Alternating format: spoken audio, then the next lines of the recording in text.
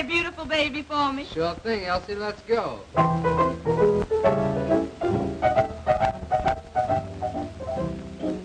You must have been a beautiful baby.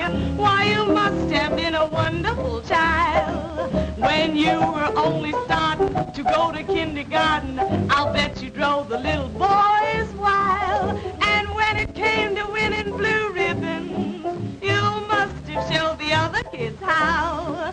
Why, I can see the judge's eyes as he handed you the prize. I bet you made the kiss bow, 'cause you must have been a beautiful baby. 'Cause baby, look at you now. Why, you must have been a beautiful baby. Why, you must have been a wonderful child. 'Cause when you were only starting to go to kindergarten, I bet you drove the little boys wild.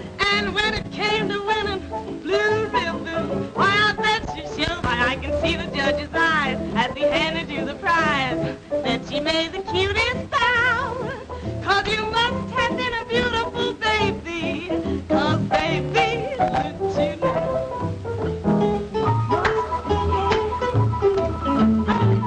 Sing it, boys, sing it.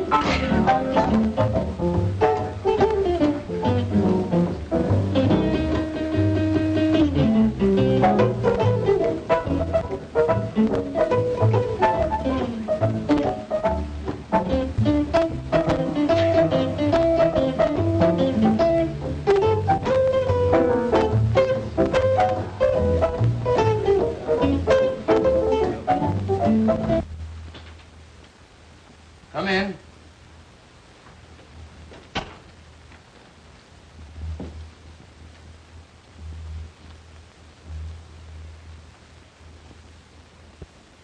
Hello, Elizabeth.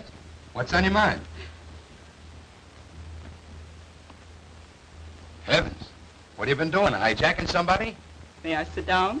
By all means. There you are. Now. Well, who from, how come, and what for? Tony Guido and Nick Cavelli. I smell trouble. Their gang just pulled a big job. The Peacock robbery. It smells like one of their jobs. They keep me on the anxious seat, all right. Well, what do they want? A little party in the private apartment upstairs after the joint closes tonight. That's easy. It's for rent for such purposes. With a half-dozen of our girls to entertain them, including Elsie. That's what I was expecting. And what I feared. There goes the big dough. With 300 more on the line on delivery of Elsie. $500 gone with the wind. You know she won't go, so I... Because I want the place to make money. Why do you let her kid you? Well, you want us to kid ourselves? Nonsense. You're paying a handsome manager to look after such things, aren't you? It's $200 without her, $500 with her. $300 ought to be enough to get you to make that manager do his duty. $500 is almost enough to make me use a gun. But I don't think they could persuade that girl to go up to that apartment if they offered her 10 times that much. It's amazing to me how you let that pair play you. If you had the right kind of manager, you'd soon see how quickly Elsie'd be persuaded to sit in on these parties. Darn it, why rub it in? The girl is 100% for the joint for what she's been hired for. No. I just can't tell any girl to do what I know isn't just right or get out. I'm a gangster, but I still haven't sunk that low. Rats. If you'll make my brother manager, I'll guarantee that Elsie Bellwood will be doing just what the joint wants her to do in 10 days or... Nothing doing, Elizabeth. I beat up men. I'll never win for getting rough with a woman.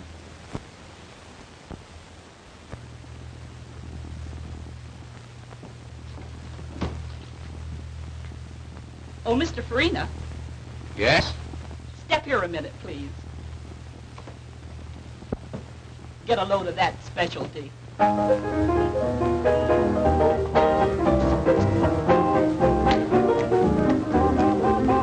Some of these days, babe, you're gonna miss me, honey. Some of these days, babe, you're gonna feel so lonely. You're gonna miss my hugging. You're gonna miss my kissing. You're gonna miss me, baby. When I'm gone away, you're gonna feel so lonely, baby. Just for me only. For you know, baby, you done had your day. And if you leave me, you know you're gonna grieve me. You're gonna miss your little brown skin chocolate drop mama some of these. You're gonna miss me. You're gonna miss me? You're gonna miss me. Ow. What is that?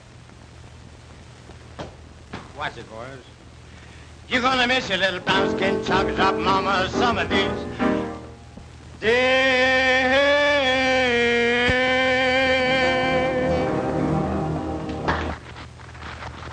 A manager should be able to entertain in case you come up short of an act some night. You saw that. Think it over, Mr. Farina.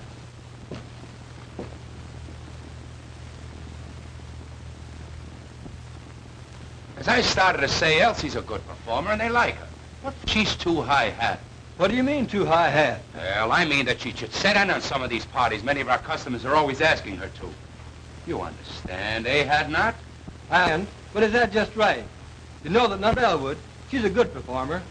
Pleases everybody with her singing and dancing. So don't you think that's quite enough? Of course, but the other girls go in for it, so why not her? That's her business. I hired her to do just what she's doing. If she wanted, I couldn't stop her. But if she doesn't... I understand all that. But if we could promise some of them a date with Elsie, say, many would be willing to spend more dough. As I said, that's up to Elsie. But you mustn't expect me to try to persuade her. And I hope, too, that the Poodle Dog Cafe hasn't sunk so low until a decent girl can't work here. Ah, don't be so arbitrary, Hadnot. Many of the people who come here call themselves slumming. And if they want to date up a few of the girls for a little party afterwards, it means more dough for the joint. You understand? Of course I do, Farina. And they do it right along. But you were speaking about Miss Bellwood. And I merely said that if she doesn't want to go out on any, I'm not going to argue and abuse her about it. Good evening, Mr. Grady. What's the matter? Oh, nothing much. I was just trying to show Hadnot that if Elsie would consent to sit in on some of these parties, it would help the business. Of course it would. What did Hadnot say about it? He said it was up to her. Well, he should make her. Who is she if she can't help us make more money? The other girls are always willing. That's what I try to show him. But all I could get is, it's up to her. I'll talk to Hadnot myself. Oh, Mr. Hadnot. Yes? Will you please step in here a moment? Of course.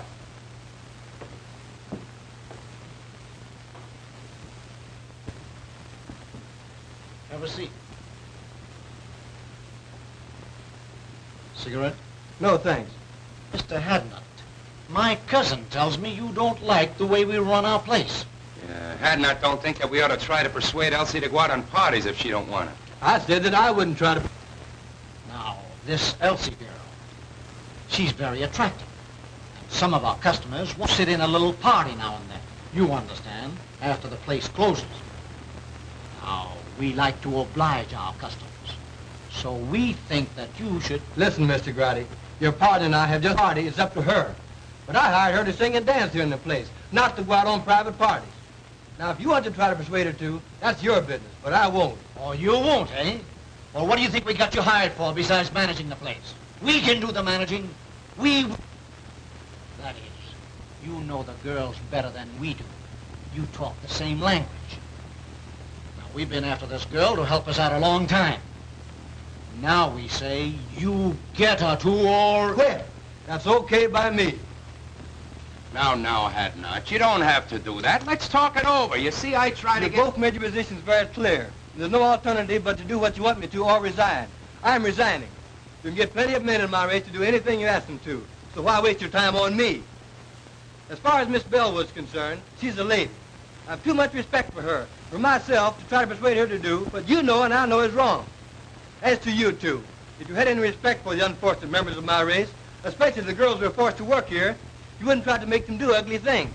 But since you haven't, I don't like your attitude. I'm quitting. Good day.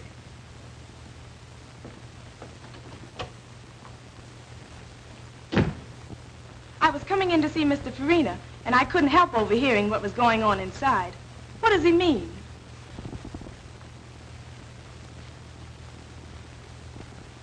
It means that I'm leaving, Miss Bellwood. You leaving? But why?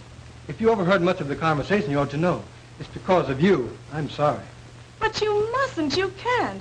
I won't let you give up your job on account of me. Now, The only way I could get it back and keep it would be for you to do what they wanted me to make you do.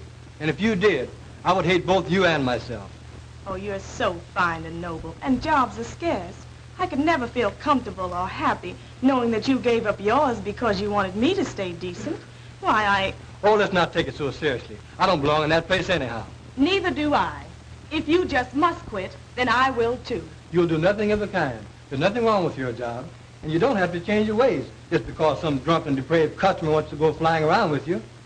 Meantime, the customers like you, and you're making more money now than it is possible for you to make anywhere else. Forget about me and the chief job I had. But don't you understand that I understand all about what you want to say, but the fact is, I've been appointed to a job on the detective force. I was going to quit the first of the month anyhow. The prosecuting attorney is anxious to break up the cabaret racket, and their efforts to force you to be bad, whether you want to or not, should be a part of it. Anyway, I've got a better job, so go in there and do your work, and keep on being nice. I like you that way.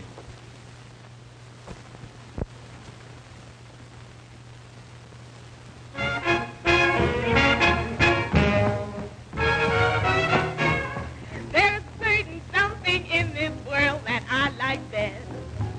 I depend on one thing for my total happiness. No, it isn't money. No, it isn't fame.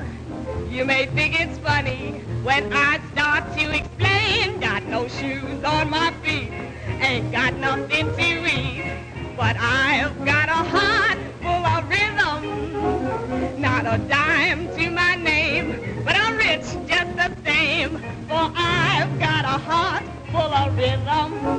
Now when the skies are gray and everything's wrong, I find my way by singing a song. That the great think I'm small, I laugh at them all, 'cause I've got a heart full of rhythm. Got no shoes on my feet, ain't got nothing to eat, but I've got a heart that's full of rhythm. Not a dime to my name, but I'm rich just the same, for I've got a heart full of rhythm. Now when the skies are gray and everything's wrong, I find my way by singing a song. Let the great think I'm small, I laugh at them all, for I've got a heart full of rhythm.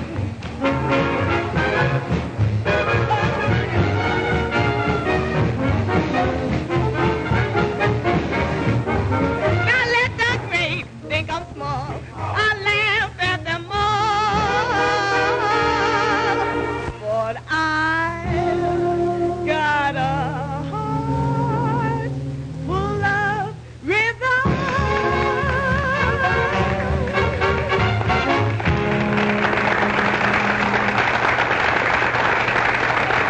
Be very happy when I think of you being without your job on account of me. Tell you, Elsie, if I may call you that.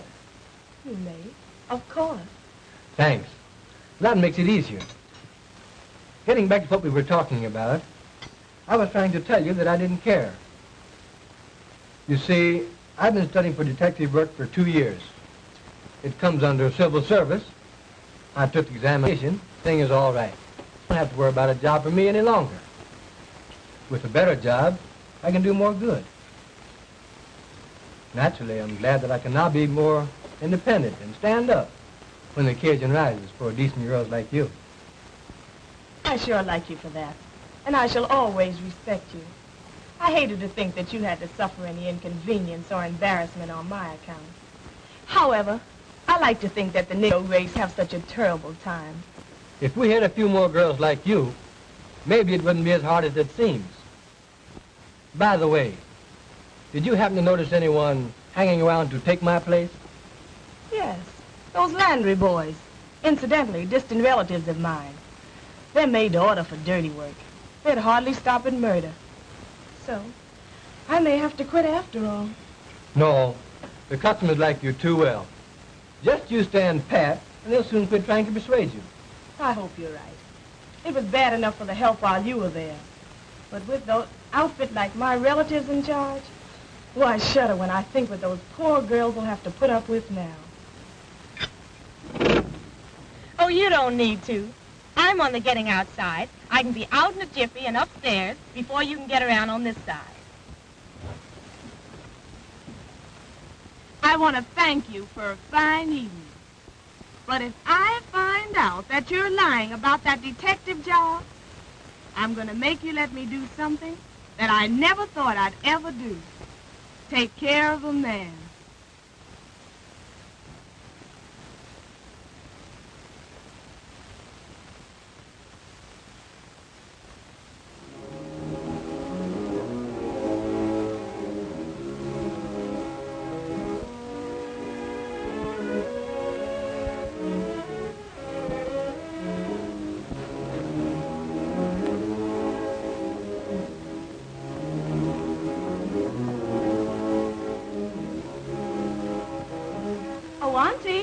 Oh, Auntie, are you asleep? You're playing possum on me tonight, Auntie. But why all the light? It'll hurt your eyes.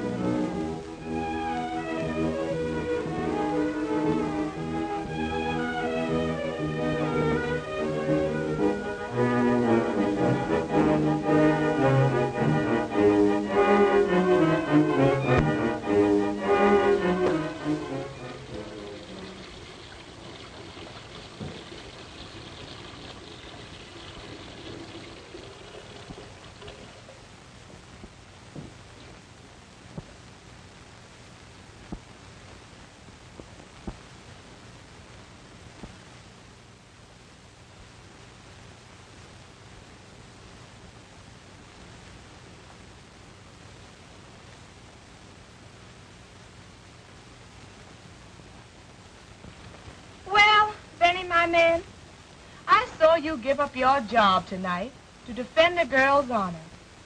A girl almost a stranger to you. But she's a good girl, Benny. And you stood up for her and believed in her at the price of your job. That's what I call a man. You're all right, Mr. Hadnot. I'd like to see some other colored man give up his job on account of any girl. Why, he'd throw at anybody that would show him 50 cents. I'm sorry to say. And then take her back for him. Pretty rotten setup. But you're out of a job, Benny. You've got to live and get along until you find another one.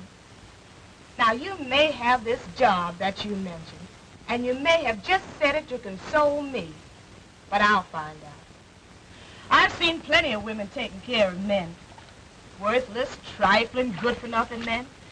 And I've hated them for it. Isn't that funny? I want to take care of one now, too. You, Benny. But you're such a good man, Benny. But this is different. You've just got to be all right. I've just got to do this. I want to give you everything that I make and let you give me what you want me to have. Will you promise me you'll do this, dear? It'll make me so happy.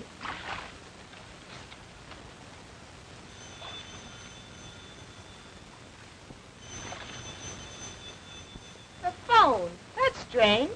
I wonder who could be calling at such an hour.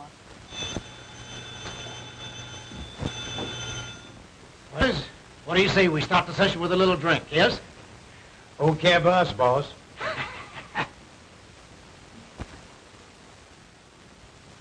What can you want to talk to my aunt about it this hour. Please give me the message. She's offended. But if you say that it's a matter of life and death, I guess I'll have to call her.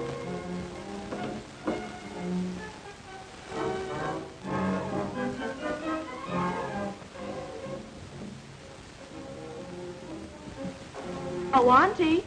Auntie, someone wants you over the phone. Do you hear me? Poor Auntie. You're tired. I just won't do it. Whoever it is has got to give me the message or wait until you wake up.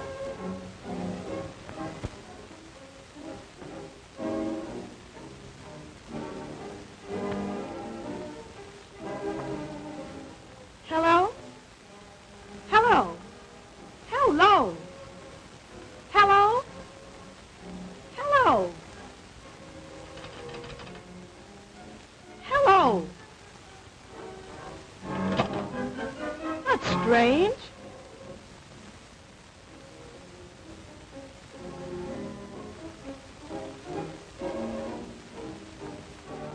Oh, Auntie.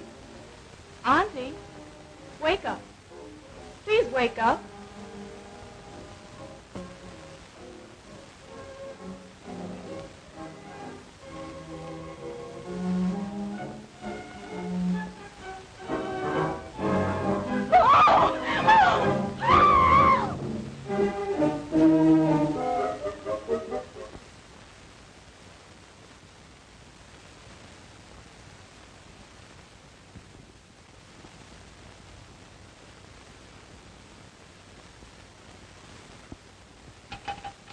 Operator! Operator!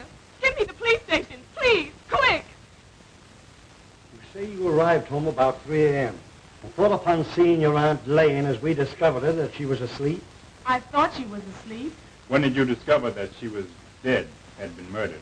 As I was finishing my bath, the phone rang. Yes? I left the bath and went to answer it. You answered the phone. I answered the phone. And? The person calling wanted to speak to my aunt. They insisted upon speaking to her. I asked them to give me the message. So, finally, when they insisted that it was a matter of life and death, I told them to hold the phone and I would go and call her. Then? Then I went to my aunt's room and called her. But she didn't awaken. She didn't awaken. Did you shake her? We usually do so when someone is hard to awaken. No, I didn't shake her. She was sleeping so peacefully that I decided that I would go back to the phone and insist upon them giving me the message. So you went back to the telephone and... I went back to the telephone, and I didn't get any response. The person calling had hung up. Had hung up? I tried and tried, but I couldn't get any answer. You're quite sure that no one answered? Positive. That aroused my curiosity. I began to feel suspicious. So, finally, I went back to my aunt's room and called her and shook her. And it was then that I discovered that she'd been shot. That she was dead.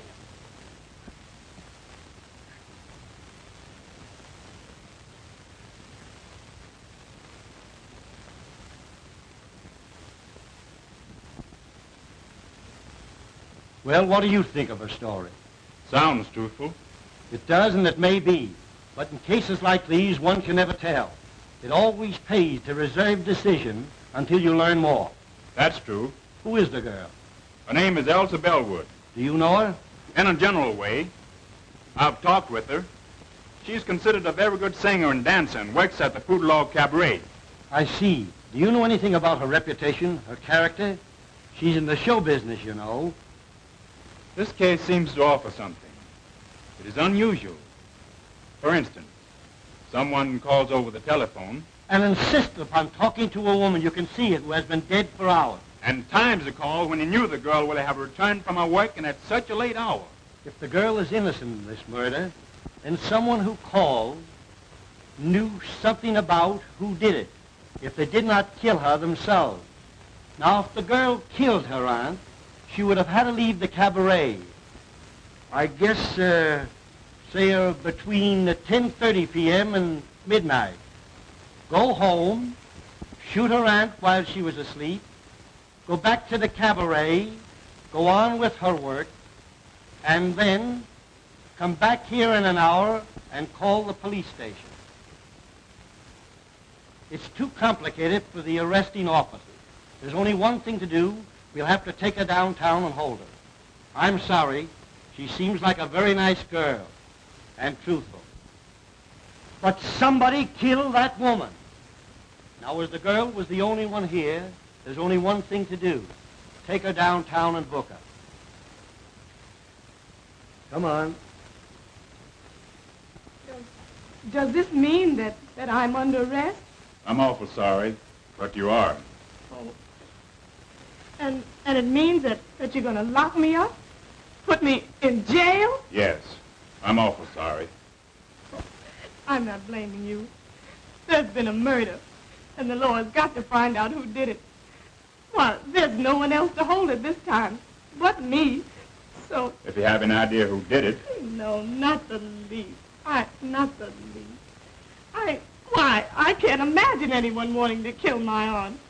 Poor auntie.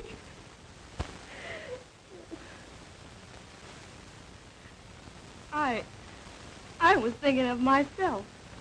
I've never been arrested before. And now they're holding me for something that I don't know anything about.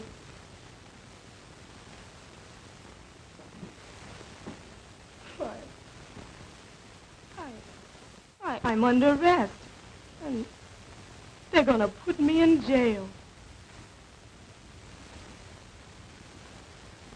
Well, once if you're sure... I'm not sure of anything. I merely feel that the girl is innocent. We should go easy on her until we get some more evidence. Well, I'll speak to the matron. But you understand, she cannot leave. But at least the room isn't a cell. Thank you. I've talked to the matron has a room here with a bed in it, so we're going to let you have it so you can get some sleep. Then when you're brought before the DA this afternoon, you'll be more rested and composed and think more clearly. You must be awful tired after such a night and all of this. Thanks, you're very kind. I am tired, very tired. I feel, I guess I just don't feel anything anymore. I'll call the matron now. Do you know a lawyer? Have you some friends? I have no lawyer. I know a lot of people, but I'm afraid they won't understand this. I just don't know what to tell them. Do you have a boyfriend? No, A pretty girl like you? You must have somebody you like or who likes. Oh, I didn't say that I didn't know anybody. I know a man, but I don't... He would come closer to under than anybody else. If you have a pencil, I'll give you his name and address.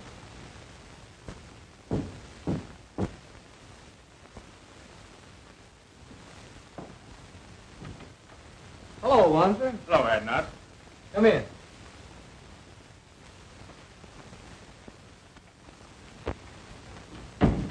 Have a seat. If Miss Bellwood didn't want to go on these private parties, you know what that means. I wouldn't make her go. Say, if I had my way, I'd clean up every cabaret like the poodlock in this town. I stay so annoyed when I have to look upon other girls forced to put up with all they have to that it just makes my blood boil. Well, that was the trouble and why I lost my job. Miss Bellwood is a good girl. She's a good performer, and the people like her.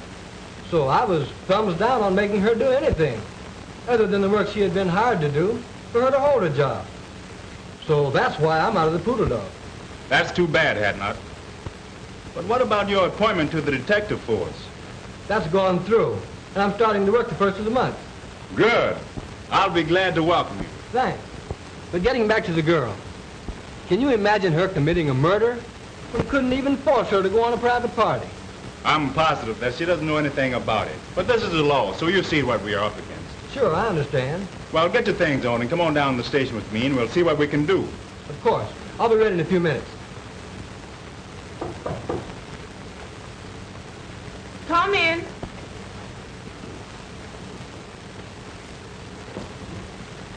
Oh, Elsie. Benny, Can you imagine such a terrible happening? And to you. Mr. Wanzer brought me the news. I'm so sorry for you. Oh, yes. Mr. Wanzer has been very kind. Let me thank you again, Mr. Wanzer. I'm glad to have been of little help. I imagine you and the young lady would prefer to discuss this between yourselves. So you will please excuse me. Thanks. Now let's have a seat and you can tell me all about it.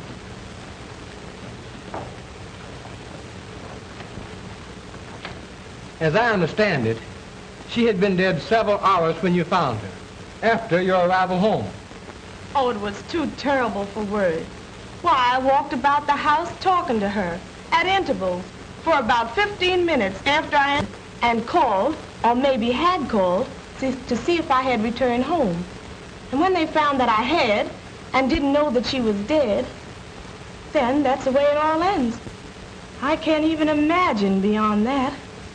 She was shot between 11 and 12 o'clock last night. Now, what time were you called? Between 3 and 4 a.m. She must have been dead at least 3 hours before the girl, according to her story, discovered the body. Just about. You know, this case offers something. Here are two colored women living alone together, who one finds the other mysteriously murdered. Now what? I've detailed Wanzer to investigate it.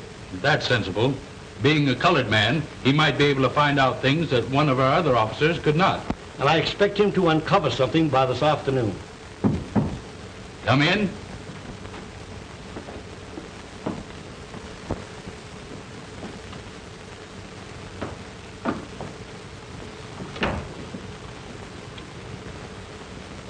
Now tell Mr. Eckert, the district attorney, how you're related to Miss Bellwood and what you know about her aunt. Well, I don't know that I ought to. Go ahead, sister. Tell them all about it. Well, all we know about the murder is what we read in the morning papers. Of course, we know, that is, we knew the victim, Josephine Hawkins. In fact, she was a cousin of ours. Oh, your cousin. So you were related. All right, go on. And this Miss Bellwood was her niece and lived with her. That we have already found out. Miss Bellwood told us that when we went to her house this morning. Of course, I merely mentioned the fact so that you'd understand. Now, what did this Mrs. Hawkins do? How did she live? You mean Miss Hawkins? She wasn't married, had never been married. Oh. No, she owned a beauty parlor that she ran downstairs in the same building. Have you any knowledge or idea how the expenses of the apartment were shared? No, I don't know.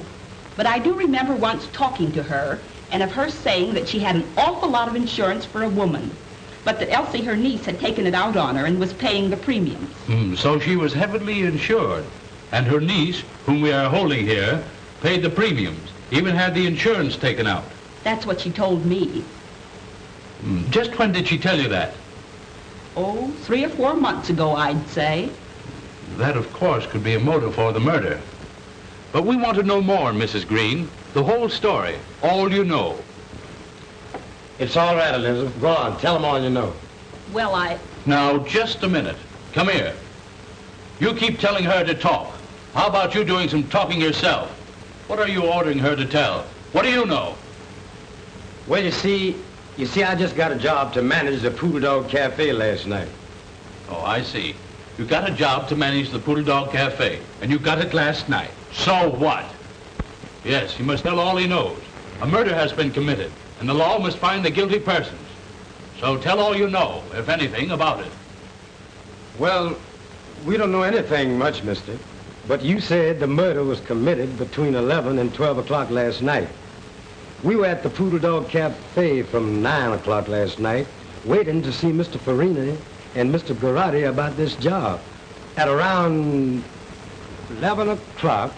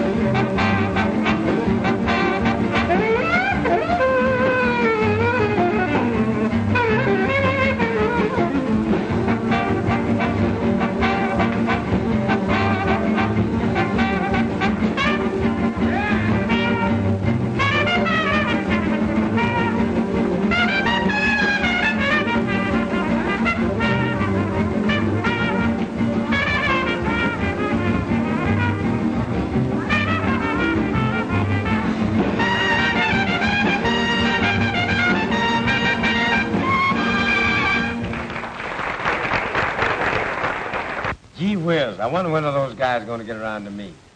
We've been waiting here for 2 hours. I'm getting tired. Well, go on outside and catch some air. But we're going to keep on waiting until they send for you if it takes all night. All right, I'm going outside. I'll go along with you. What time is it, anyhow? 8 minutes to 11. Now, how long are you going to stay out there in case they send for you? Oh, I don't know. 5 or 10 minutes. All right. I'll expect you back in 10 minutes. Be sure you're back in 10 minutes, however. And I hope you get back before they send for you. So do I.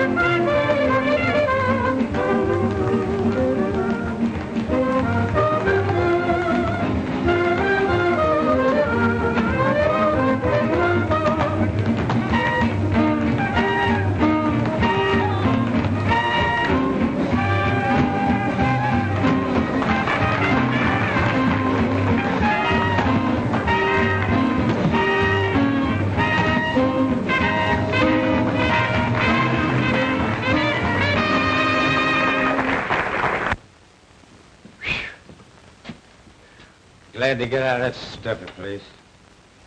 Cigarette? Yeah.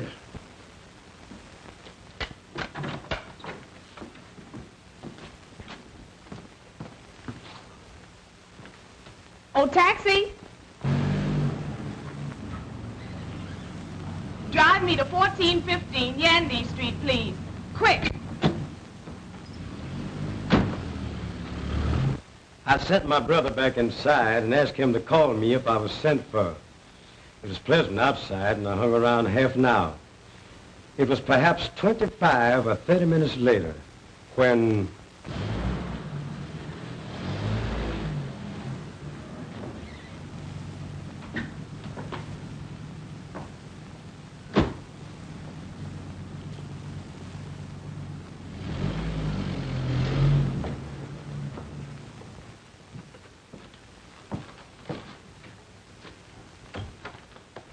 It's great to see you now. Okay. When I entered Mr. Garrod and Farina's office, I happened to look up at the clock and remember that it was 11:35. Yes, sir. Bring Miss Bellwood to my office at once. Yes, sir. I thank you people for the information you have given me. I'll take your address, and if and when we need you, we'll send for you. You may go now. I sure hope you don't send for me. Oh, what an awful story. Why, I didn't leave the cabaret from the time I went to work until Mr. Hadnot picked me up and drove me home shortly after 2 o'clock that morning. Why, if the man chose to lie like that? Perhaps he's trying to shield the real murder. Would he have any motive for killing her himself? Oh, I don't know. The whole thing has become so confused until I can't think clearly anymore. But I can't see where he would have any motive. And why are they trying to put it on me? These cousins of your aunt's seem to have hated her, or you both. Can you prove that you didn't leave the place at the time he said you did? I'll try to. Now, let me think. I remember. After the first show, or I should say between shows, we always do 2 shows, I went to my dressing room and had a nap. I always do. If someone saw you go to your dressing room and could swear you stayed there until the second show, that would counter this evidence, which Landry will no doubt repeat when he's placed on the stand at the trial. That's it, Miss Bellwood. You took the words out of my mouth. I see. No. because I always lock myself in, and I don't recall seeing anybody when I went in or when I came out. That will make his statement about seeing you leave the place hard to disprove. But we've got to produce evidence to prove that he's lying.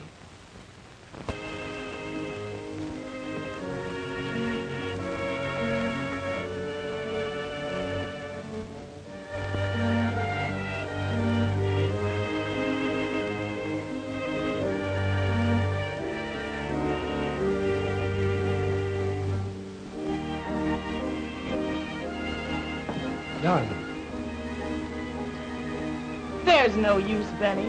Why give me false hope? Just leave me here to slowly succumb to this living death. I want to forget that I was ever born, and that I ever had any hope, and that I was ever a free person, once happy and hopeful. I can both understand and appreciate your hopelessness and despair, Elsie. But I want to tell you, dear, that I love you, have loved you long before you even knew it, and that I've dedicated my life to righting this great wrong and setting you free. Since you didn't kill your auntie, somebody else did. So you see, I must ultimately succeed, and I will succeed. Oh, what you say sounds so beautiful, Benny. But I'm only a convict now, and I shall always be pointed out as a convict. You're a victim of circumstances, Elsie. And you're not the first person to suffer this misfortune. When the guilty persons are brought to justice, you'll be a martyr, and no person can point a finger of guilt or scorn at you. I'm going to help you, dear, but you must help me to enable me to help you. Help you, Benny? How can I? Easily and simply. I believe Mrs. Green and her brothers either killed your aunt or hired somebody to do it. At least know who did. Either way, the truth is not before very long. Some Negro mixed up in this is going to talk. They always talk, and they can never keep a secret, especially one so important as a murder. Maybe. But why haven't they talked? They know... Don't you catch my point, dear? You had to be convicted first. They've kept so busy telling lies to put you here that they couldn't start talking up to now. But with you convicted and here in prison, they'll soon relax. They'll think they've been smart in putting you here and don't know enough to realize that you can be gotten out. Their first move now will be to try to get the insurance money. I'll bet I'll be able to write you in less than a week that they've made application for it. I love you, dear. You're my great incentive. Kiss me.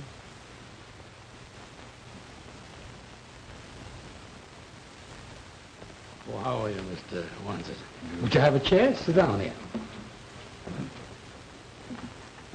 You told me once that Mrs. Green's husband had been in love with your aunt many years before, back in the South. And he loved her dearly. And he was still in love with her when she was killed, and would come to see her often. But he's disappeared. I haven't seen or heard of him since the night she was murdered. That's strange. I'm sorry you didn't tell me that before. I didn't think it was that important. Maybe he just went away and we'll come back sometime. He may and he may not. Meantime, this might prove a connection. It might turn out to be the link that's missing. Maybe you'll find out something when you go to the city from, Reverend Bryson. He knew us all before we came from the South. Maybe you'll find out something from him about Mrs. Green's husband. Although it has been a long time since we came north. This looks like a lead. I'm going to follow it. I have a feeling we'll get somewhere. Now that this Elsie Bellwood has been convicted of murder and sent to prison for life, who will the company pay the money to? Oh, that will be decided by the court. In the meantime, this Green family, Elizabeth, John, and Clyde, have applied to it of next of kin. Oh, they have? So soon? Yes, I have the application papers here. You won't be paying them the money? Not until authorized by the court, and that will take considerable time. I'm glad to hear you say that. Did they give any impression when they filed the application that they understood it would be some time before the matter would be settled?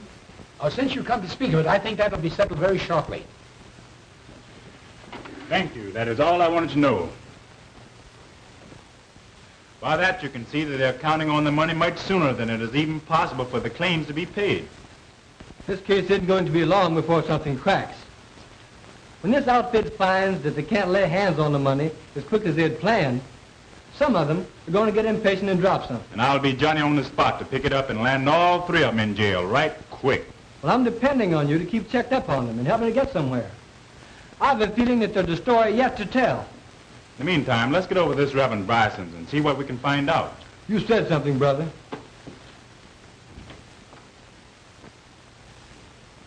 Be seated, gentlemen.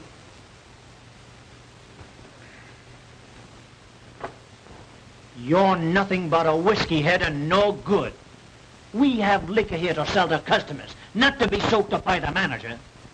You stay drunk. Nobody likes you. So you're through. Now get out.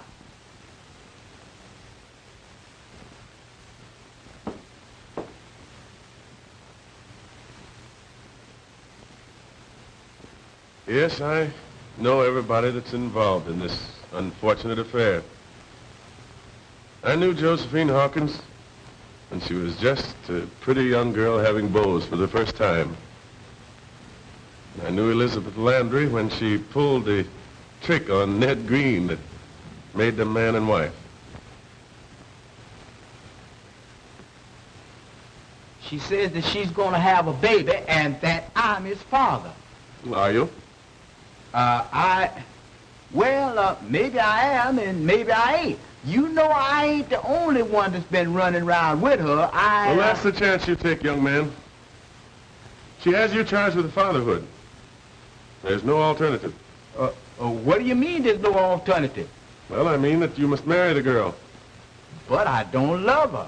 Never did and never will. You know who my girl is. You know who I've been going around with. And I ain't afraid to tell you that I love Josephine Hawkins. She wouldn't come up with no tale like this.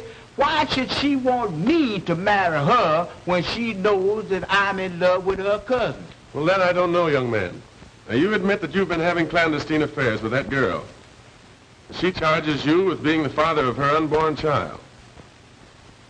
If you do not marry the girl, she'll have you arrested, put you in jail. You have a very good reputation, and you shouldn't permit either yourself or the girl to be scandalized. When you get ready for the ceremony, bring the girl here to me. Well, I married the couple, and 3 months later,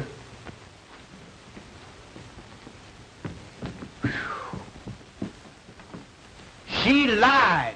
She's no more to become a mother than you are. She tricked me into marrying her, the dirtiest trick a woman could pull on a man. That's why I came to you to find out what could be done by it. well, you might ask for a doctor's examination. And if the examination proves what you say, I think the court would grant you an annulment. I don't want to wait that long. I can't be bothered with no nerves. I'm leaving town. I'm afraid if I stayed here, I'd kill her. I ain't got time to be bothered. I am leaving town tonight. Goodbye. Heartbroken, Josephine Hawkins had left town, gone north. And Elizabeth, after Green had left her, she left shortly afterward also for the north. And feeling that Green had followed Josephine, which perhaps he had, Elizabeth took her brothers, whose reputation was rather unsavory, north with her. 10 years later, I was transferred to my present charge. And when I came here, I learned that under the threat of death, Elizabeth's brothers had virtually forced Green to live with her. And in the meantime, Green's love for Josephine had never died. And he insisted upon seeing her whenever he had a chance. I think you have given us the key, Doctor, to the missing link in this tragedy. And we'll start from here and run this thing down. You can bet.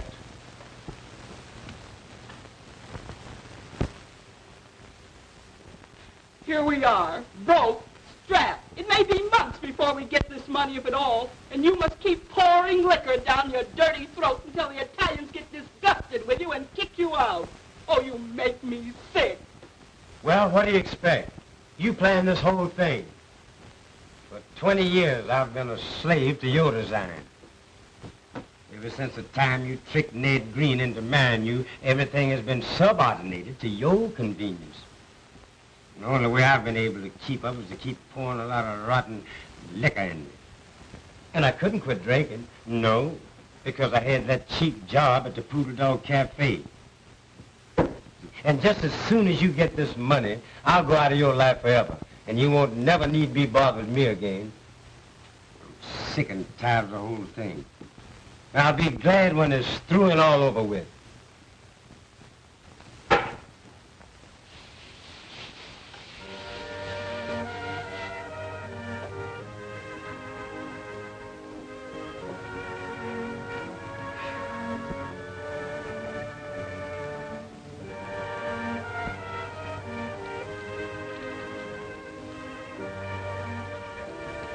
Dearest Elsie, we're getting somewhere. Very soon the case will be cracked wide open and you'll be free. In the meantime, now and always, dear one, that I love you. Love you. Benjamin.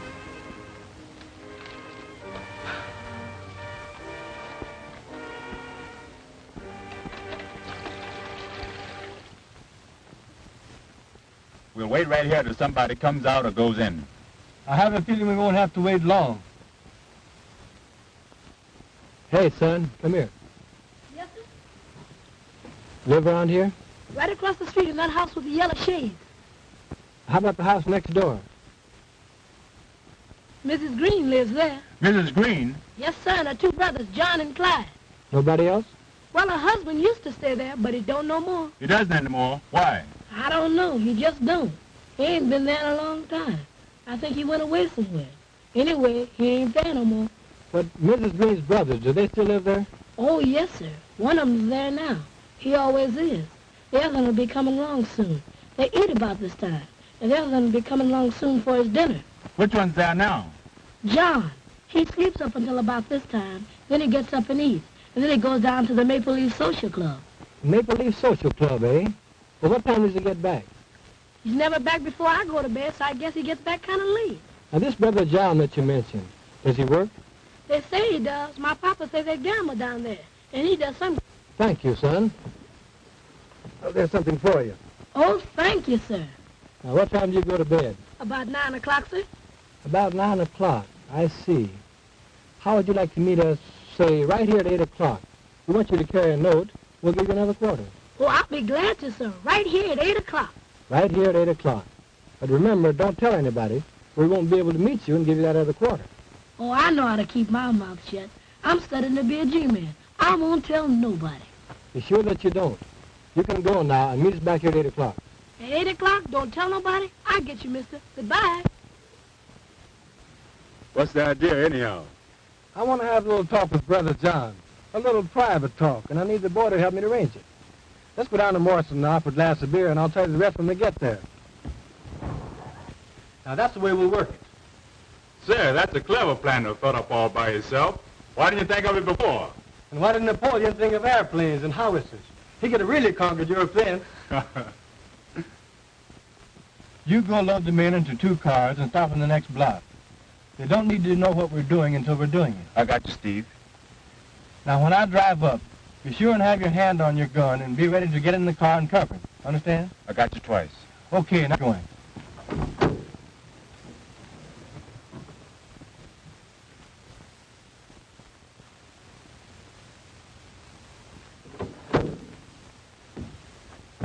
All right, mister. Here I am. So I see. Johnny on the spot. Always be on time, and you'll get somewhere by the time you become a man. Yes, sir. Say, do you know where the Maple Leaf Club is? Sure. I want you to show me that. Sure, you drive up to the next corner, then you turn right, and there you are. All right, here it goes.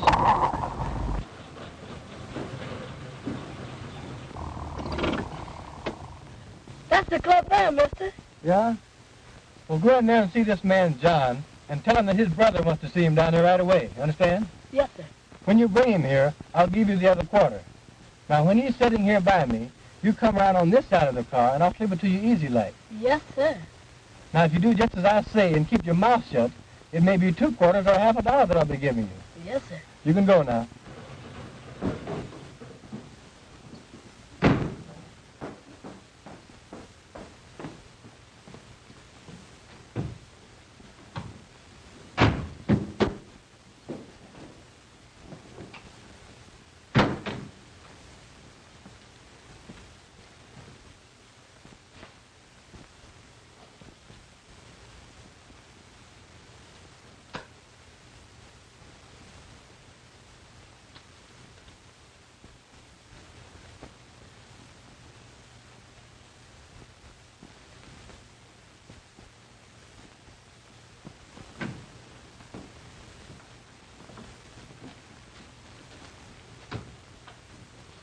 Hello, John. Well, hello, Edna.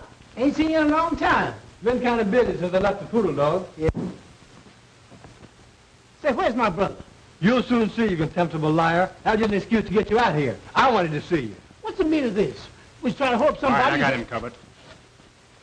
Say, what's the meaning of this, fellas? I ain't done nothing. What y'all gonna do with me? We're taking you for a little ride, and you won't be coming back. I ain't coming back. How come? Ever heard of Tolston Manor? You mean that handy house way out there on Tolston Point? Yeah. What's that got to do with me? We're taking you there. For a little seance with the ghost of the manor. Not if I knows anything about it. Oh, no, my good fellow. Not only are we taking you there, we are going to tie you up and leave you there to starve to death and die. You've been telling lies and have done an innocent person a great wrong. So we're going to take you up to meet the ghost of Tolston Manor and all his imp ghosts, after which you die. Oh, Lordy. Come on. Say, what's the meaning? Come on. That's all right. What y'all gonna do with me? I ain't done nothing. Get on it now. Come on.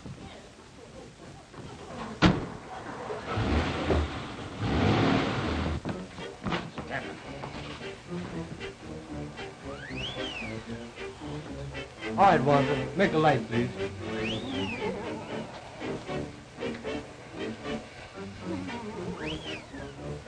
Ghosts, working by rope control.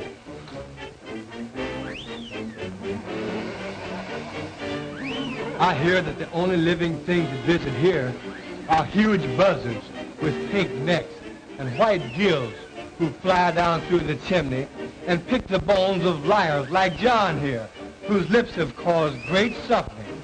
They tie them to that post over there. And when the buzzards fly down and devour our bodies, old Tolston turned their soul into imp ghosts. And every night at 12...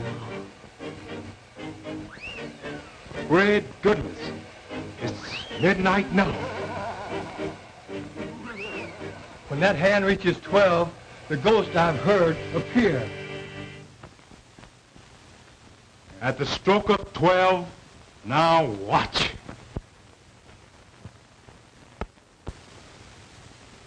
Well, that settles it.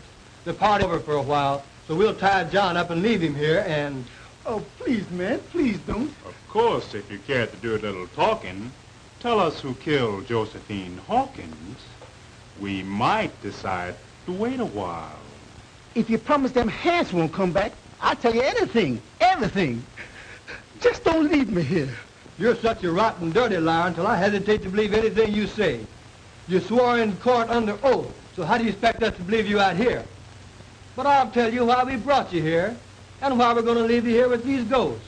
You killed Josephine Hawkins. I killed who? Josephine Hawkins. And you lied about Miss Bellwood when you swore she left the cabaret and went home and shot her aunt.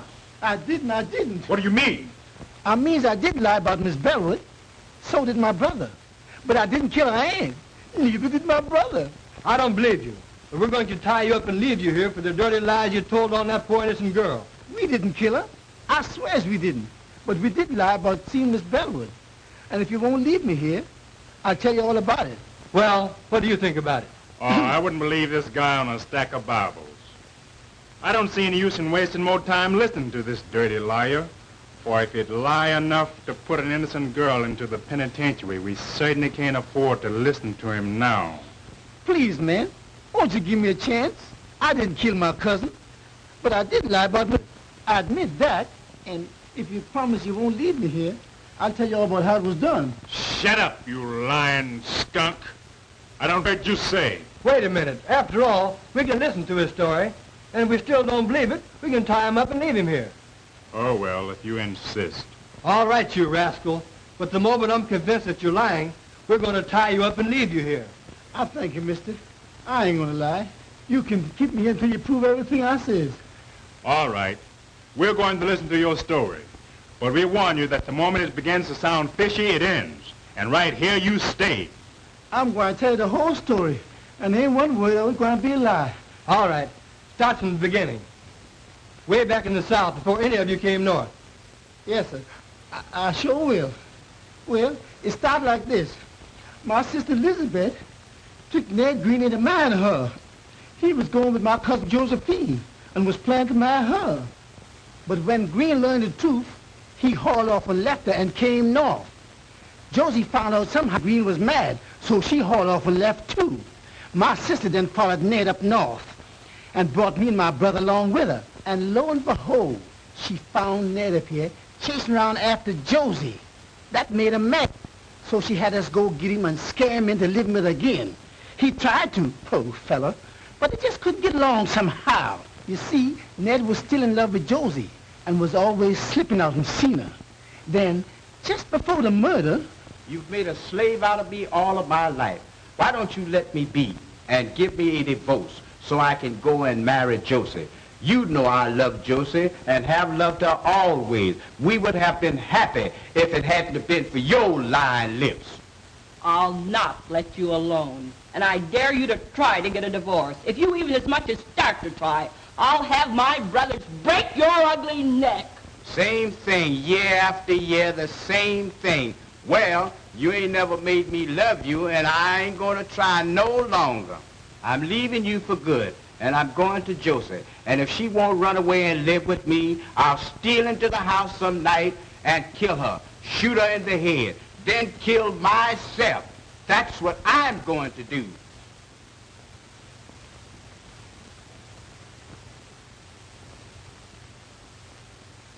No dumb Negro like you ever had nerve enough to shoot anybody. And as for killing yourself, you make me laugh. But my sister was mistaken that time. For the very next night, that was the night of the murder, when we returned home from the cabaret where we testified, we saw Elsie leave, then come back. We found a note.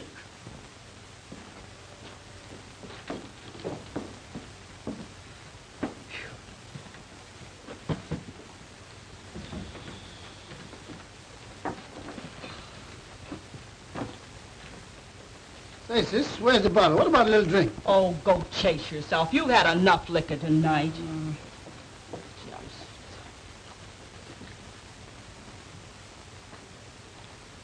Say, what's this? There's a letter.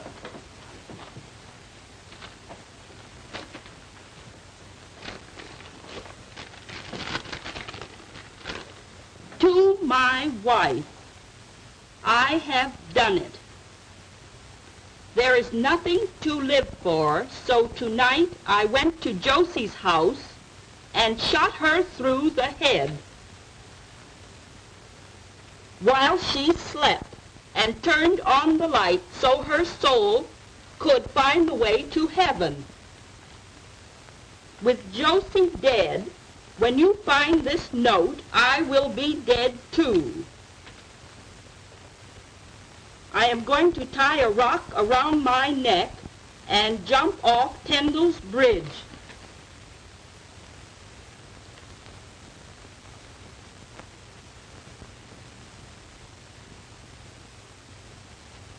If you care to bury me, you will find my body at the bottom of the river under the bridge. Unhappily, Ned. My sister then sat down and planned the rest. We knew exactly what time Elsie would come home. So she called up Cousin Josephine's house every 10 minutes, starting at 2 a.m. She finally got Elsie. She could tell then that the girl didn't know her aunt was dead when she said, I'll go and call her. And when she did, Lizzie hung up on her. She knew then that Elsie would find out that her aunt was dead, had been killed. Lizzie stayed up all night long, making up that lie about Miss Elsie leaving the cabaret and coming back, so as to make it look like Elsie did it. Then she rehearsed me and Clyde on how to tell it. We were scared they would mix us up. All the time we was at the district attorney's office, Lizzie kept on pinching me and Clyde to make us tell it like she rehearsed it. You see, she was after that insurance money, and she figured that if she could get Elsie convicted, why, she'd get it. Well, what do you think of it? Well, I guess we'll put him under arrest while we check on his story. And if we find Green's body... That'll reopen the case and set Miss Bellwood free. All right, fella. We're calling the party off, taking you back to town and locking you up until we can see if your story is true. Let's get going.